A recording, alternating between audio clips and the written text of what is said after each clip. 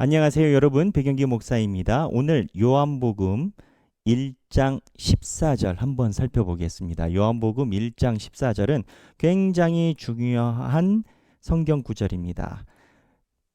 예전에는 이거를 다 외우게 했는데요. 아주 중요한 의미를 갖고 있기 때문입니다. 1장 14절 제가 한번 읽어볼까요? 말씀이 육신이 되어 우리 가운데 거하심에 우리가 그의 영광을 보니 아버지의 독생자의 영광이요 은혜와 진리가 충만하더라. 이렇게 나와 있습니다. 네, 이것만 보면 예수님 안 믿는 사람들은 이게 뭔 소리인지 몰라요. 무슨 소리인지. 말씀이 육신이 돼요. 그래서 하나하나 살펴보도록 하겠습니다. 첫 번째, 말씀이 육신이 돼요. 말씀이 육신이 돼요. 자, 말씀이 육신이 되어라는 것은 태초에 하나님께서 천지를 창조하시기 전부터 존재하셨고 그게 말씀이다. 그 말씀 안에 생명이 있었다. 그러니까 이게 하나님의 존재가 말씀인 겁니다. 이 말씀은 우리가 생각하는 언어 이런 게 아니에요. 신적인 존재가 말씀인 겁니다. 인간은 우리 황인종은 황색, 백인은 백색, 흑인은 검정색. 그렇지 않습니까? 이게 인간의 존재 아니겠습니까? 이것처럼 신의 존재가 뭐냐라고 물어볼 때 말씀이시다라는 거예요. 근데 말씀이 육신이 되었대요. 두 개인 겁니다. 이 말씀이 있고 육신이 되었다라는 겁니다. 신적인 하나님이 자기가 만든 인간의 모습으로 들어온 거예요. 이건 불가능한 겁니다. 신적인 하나님이 자기가 만든 인간의 모습으로 들어오는 것. 불가능한 일인데 이게 이루어졌다라는 거예요. 여기서 우리가 봐야 되는 게 있습니다. 말씀이 육신이 되었으니까 이게 하나님이 흉내로 우리 안에 들어온 게 아니에요. 실제적으로 하나님이 인간이 되신 거예요. 그래서 세계적인 신 중에 자기가 만든 피조물의 모양으로 자기의 몸을 바꿔버리는 신은 우리밖에 없어요. 왜 바꿔요? 우리를 자녀되는 권세를 주려고. 하나님이 사랑을 주려고 하나님이 만든 피조물의 모습으로 우리에게 오시고 그리고 피조물에 의해서 죽임을 당하시고 말도 안 되는 논리가 우리 기독교에 있는 거예요. 그 하나님이 인간의 육체를 입었다라는 이건 우리는 배우니까 그런가 보다 하지만 신계에서 놓고 보면 말이 안 되는 거예요. 그런데 신이 그렇게 하셨으니 인간의 몸을 입을 때 이게 연기가 아니어야 되잖아요. 신이 인간이 몸이 된 게 신의 입장에서 속임이 안 되어야 되잖아요. 인간의 모습으로 오는 거니까. 그럼 왜 인간의 모습으로 와야 돼요? 인간의 모습으로 와야 인간과 똑같은 피조물이 돼서 인간의 모든 죄를 자기가 지고 죽으시려고 온 거예요. 그렇잖아요. 인간이 가지고 있는 모든 죄를 죽으시려면 인간과 똑같은 모양이어야 되는 건 거예요. 그래서 말씀이 육신이 된다라고 할 때 하나님이 진짜 사람이 되신 거예요. 이거 중요합니다. 그리고 두 번째는 말씀이 육신이 되었다라는 거에 이 안에 신비가 있습니다. 말씀은 어떻게 보면 영원한 거예요. 그 다음에 육신은 뭐예요? 이 땅인 건 거예요. 그러니까 하나님의 영원한 것과 이 땅의 육적인 것 두 개, 현재 저쪽 천국 우리 두 개로 나눠서 생각하는 게 아니라 하나님이 영원 안에서 우리 사는 것을 다 품고 계시다라는 거예요. 그래서 모순이 하나. 이게 왜 중요하냐? 이단 보면은 그런 이단들 많아요. 이 땅의 것은 아무것도 소용없다. 이 땅에서 사는 거 아무것도 소용없으니 다 돈 가져와라. 아니면 이 땅에서 사는 거 소용없으니 노세에 노세 젊어서 노세. 기타 등등 이 땅에 있는 것을 다 부인해버려. 그리고 저쪽. 근데 기독교는 그러지 않습니다. 기독교는 물론 하나님이 계신 영원을 생각하지만 영원을 생각하는 이유가 이 땅을 영혼을 가지고 있는 생각으로 지금 현재를 이겨내기 위해서인 거예요. 그래서 기독교는 현재에서 고분분투하는 현재에서 주님의 나라를 이뤄가기 위해서 날마다 시험 속에서 견디는 일을 중요하게 생각을 해요. 이 땅에서 하나님의 일을 하면서 십자가를 지어가는 걸 기독교는 중요하게 생각한다고요. 기독교는. 왜? 여기에다가 빗대면 예수님이 신이신데 이 땅에 육신으로 오셨거든요. 하나님이 어떻게 보면 버려지고 버리면 될 이 육신을 소중하게 여겨주신 거예요. 이 땅을 소중하게 여겨주신 거예요. 왜? 이 땅을 소중하게 여겨주셔야 이 땅에서 죽어갈 수밖에 없는 우리를 영원으로 데리고 가죠. 그래서 기독교는 이원론이 아닙니다. 이원론이 뭐냐? 영, 육 두 개로 쪼개지는 거. 기독교는 본질적으로는 하나입니다. 하나님 안에 이 세상의 일도 있는 거예요. 여러분이랑 제가 왜 신앙생활 힘들게 해요? 교회에서 속상한 일이 있어도 왜 견뎌요? 교회에서 속상한 일이 있지만 그걸로 인해서 하나님께 칭찬받고 견디고 하나님이 원하시는 대로 나아가기 위해서 노력하고 이거를 보이려고 사는 거 아니겠어요? 만약에 육적인 일이 별 쓸모없고 영적인 일이 중요하다 하면 속상할 일도 없어요. 그냥 다 무시해버리면 되는 거예요. 그렇잖아요. 그냥 붕 떠다듯이 내가 말씀이나 깨달음에만 묵상하면 기독교는 그러지 않아요. 그래서 어떻게 보면 말씀이 육신이 되었다라는 말씀 안에는 두 개가 하나가 됐다라는 거예요. 그러니까 여기에서 뭐가 나오느냐? 삼위일체가 나와요.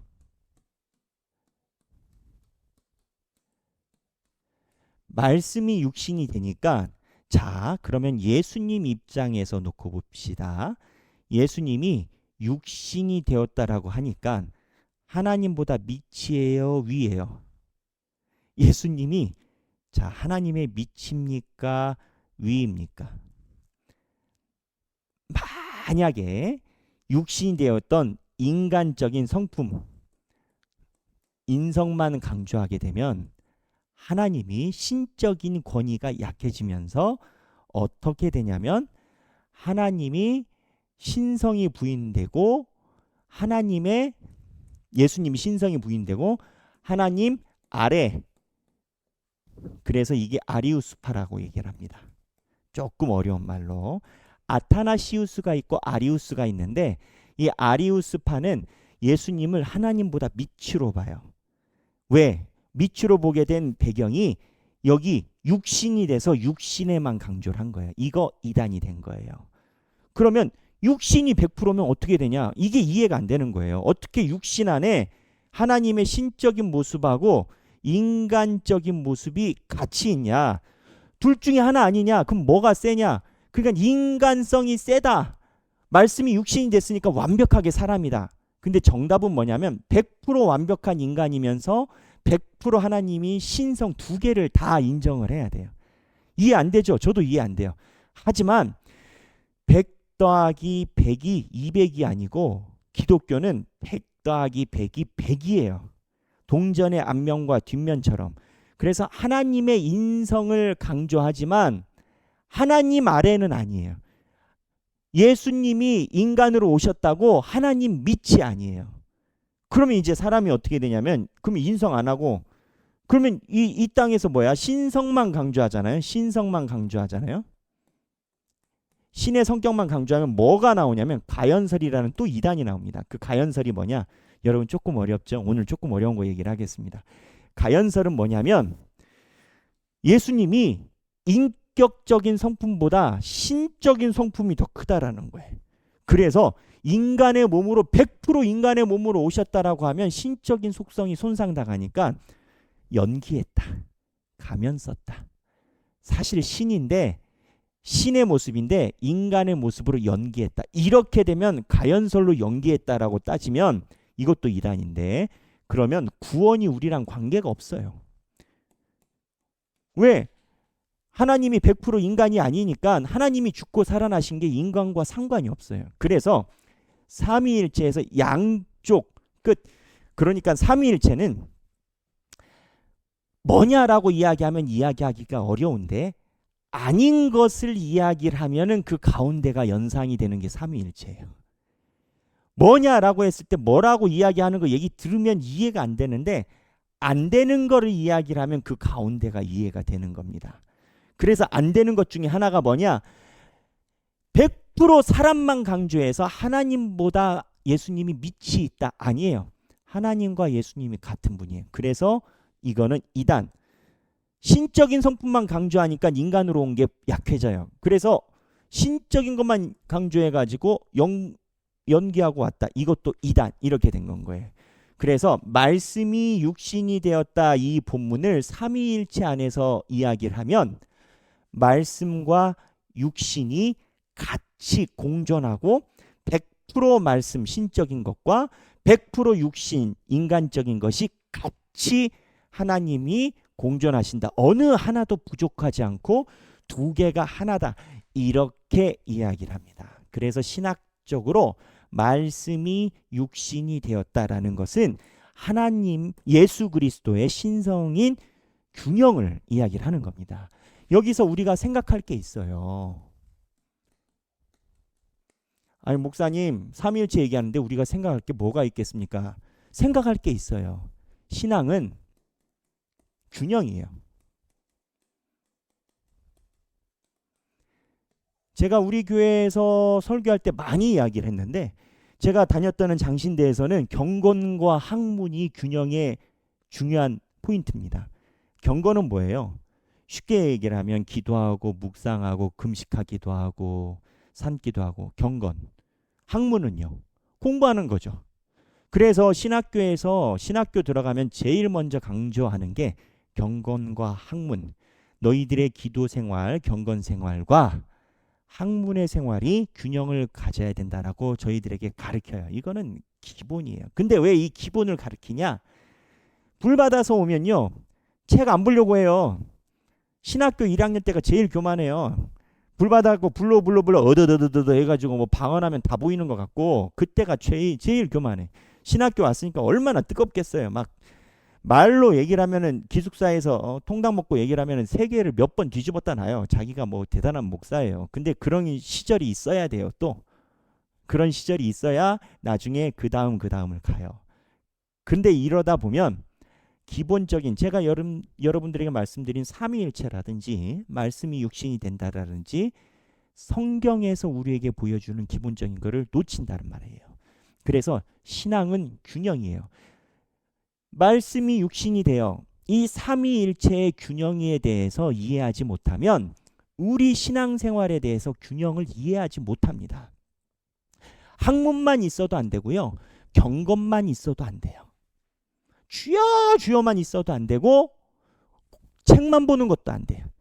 결국 성경을 보면 예배 나가고 기도를 하게 되는 거고 예배 나가고 기도를 하게 되면 성경을 보게 되는 거고 이 균형이 필요합니다. 예수를 믿으면 실천, 봉사가 나오는 거고 온전한 봉사는 예수를 믿는 거를 더 강하게 만들어주는 거고 그래서 신앙은 무엇을 도입하든지 간에 균형 잡음이 매우 중요합니다. 그 다음에 말씀이 육신이 되어 우리 가운데 거함이 있는데 이거는 다음에 설명을 해야 될 것 같습니다. 시간이. 그래서 오늘 말씀이 육신이 되어 해서 말씀, 육신 이 한 가지를 가지고 나눴습니다. 신앙은 균형이다. 우리의 지금 신앙생활은 균형이 잡혀 있는가? 그리고 내가 부족하다면 무엇을 더 해야 되는지 한번 말씀 앞에서 성경 앞에서 묵상해보고 나눠보시면 좋겠습니다. 오늘 칼빈과 함께하는 매일 기도 저는 이 칼빈 좋아하거든요. 기회가 되면 칼빈 신학만 놓고 우리 교인들과 함께 신학개론을 하고 싶어요. 하고 싶은데 오늘 4번입니다. 기도는 하나님과 나누는 친밀한 대화.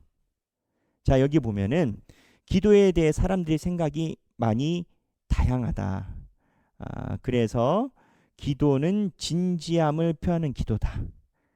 그러니까는 기도의 본질은 외적 형태가 어떠하든지 하나님과 나누는 대화다. 제가 이해한 바로는 그렇습니다. 대통령을 만난다면 여러분 어떻게 하시겠어요? 일생에 한 번 대통령을 만난다면 양복 입고 준비해서 나올 겁니다. 기도는 하나님과 대화인 겁니다. 진지한 순간인 겁니다. 사실 양복 입고 그렇게 기도하고 하는 것이 하나님이 요구하는 건 아니에요. 은밀한 중에 기도하거든요. 그런데 칼빈이 이야기하는 핵심은 어느 곳에서 기도하든지 간에 그걸 이야기를 하는 게 아니라 그 순간만큼은 하나님께 기도드리는 모습이 내 자세에서 진지해야 된다라는 거예요. 가끔 그런 사람들 있어요. 저도 그랬던 시절이 있고 침대에 누워서 기도해요. 전 완전히 나쁘다라고 얘기하고 싶진 않아요. 그렇게라도 기도해야죠. 근데 침대에 누워서 기도하다 보면 아멘이 안 되고 훅 한단 말이에요. 침대에서 누워서 기도를 하는 그 진지한 대화가 하나님께 과연 괜찮은지. 하지만 침대에 누워서 또 진지한 대화를 하는 경우도 있어요. 뭐냐면 침대에 누워 이불을 덮고 눈시울을 적시며 하나님 나 너무 슬퍼요 이러면서 기도하는 경우가 있어요. 핵심이 중요한 거예요. 핵심이 자세가. 교회를 와서 기도한다 하더라도 건성으로 기도할 수 있고. 그래서 결국 당신은 기도를 어떻게 이해하고 있는가? 당신과 하나님 사이의 대화로 여기는가? 일반적으로 하나님과 대화가 진솔하다라고 보면 기도하는 자세와 장소의 태길도 조금 다르지 않겠는가? 4번 기도는 하나님과 나누는 친밀한 대화다. 같이 읽으시며 행복한 하루 되시길 바랍니다. 감사합니다.